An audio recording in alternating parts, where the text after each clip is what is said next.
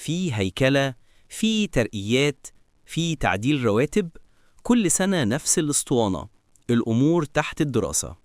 بس الحقيقة اللي بيتغير مش الرواتب، اللي بيتغير هو صبر الموظف. الهيكلة اللي ما تتعلنش بتتحول لإشاعة، والترقية اللي ما تتنفذش بتبقى مسكن، وتأجيل الرواتب مؤقتاً بيترسخ كأنه ثقافة دائمة. الموظف مش بلا ذاكرة، هو بس اختار يسكت بعد ما اتلسع من التكرار. والسكوت مش رضا، السكوت مرحلة متقدمة من فقدان الثقة. الناس مش عايزة باست شيك على الجروب ولا خطاب تحفيزي، الناس عايزة جدول زمني واضح، أرقام ومواعيد، وحد مسؤول يطلع يقول ده اللي اتعمل وده اللي ما اتعملش وليه وده اللي جاي امتى.